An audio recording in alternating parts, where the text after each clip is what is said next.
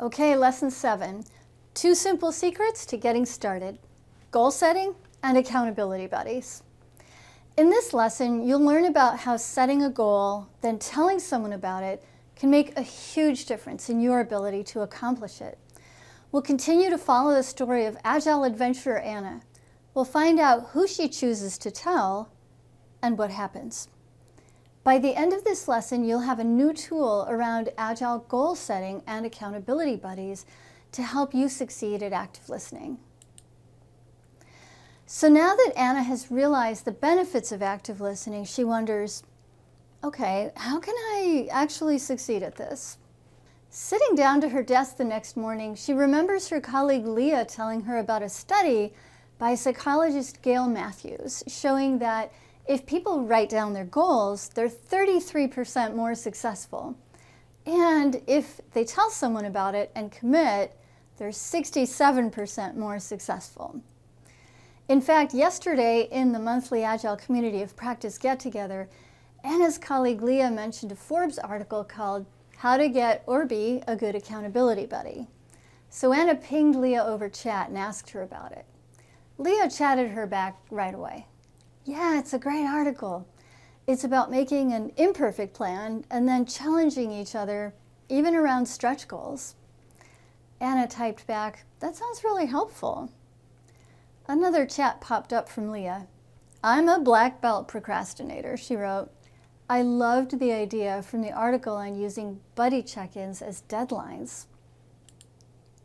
Ana laughed out loud and then thought, she seems like a decent person.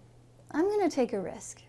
So she typed, I got my Agile feedback report from the mini conference, and even though a lot of it was good, some of it also said I'm not always the best listener, and I know that's a core skill in Agile. For sure, came Leah's reply, but don't worry, you're not the first to get imperfect feedback. Ana felt some tension ease up in her chest. She typed, I don't want to do Agile on paper only. I truly want to grow, plus advance my career. Leah thought a moment and then typed out, maybe writing your goals or an accountability buddy would help you get started on active listening. That's an idea, typed Ana. Thanks. She closed the call, then resettled in her chair to get ready for her next Scrum of Scrum meetings with, you guessed it, her favorite person, Michael, and the other Scrum Masters in her area. But once in the meeting, she actually heard herself in a new way. She heard herself competing to talk first. She caught herself trying to be right, even more right than other people. And she feels like Michael is her rival. She even caught herself starting to talk over him several times. But then she thought, well, at least I'm starting to actually notice when I'm not doing high-quality listening. She sighed and thought, at least it's 4 p.m. and I can have dinner with my family soon.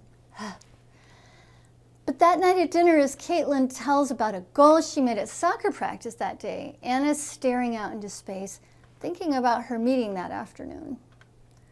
All of a sudden, Caitlin burst out, Mommy, you never listened to me. Ana jumped. She reached over to hug her daughter.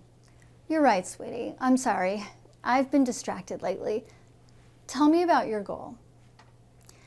After dinner, Paul took Caitlin upstairs to read a story and get ready for bed.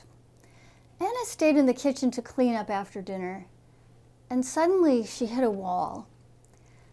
I realized my habit of not listening is damaging my relationship with Caitlin, not just my Agile growth. That's the last straw. I have to act, and now. So Ana's next action was to do goal setting around active listening. She wrote down her goal of active listening and made it a SMART goal, so specific, measurable, achievable, relevant, and time-bound. You can do this too. Check out the SMART Goal Writing Toolkit and Buddy Checklist in the Materials section of this lesson. Feeling determined the next morning, Ana pinged Leah again. I was thinking about that goal-setting article we were talking about yesterday, she typed. I found more research on how people are more likely to succeed if they tell a buddy about their goals. Leah sent Anna a thinking face emoji. So Anna screwed up her courage and typed, I was wondering if you'd like to try out being accountability buddies. We could support each other around our goals. God knows I could use the support, typed Leah. Then, I do have a goal I care about.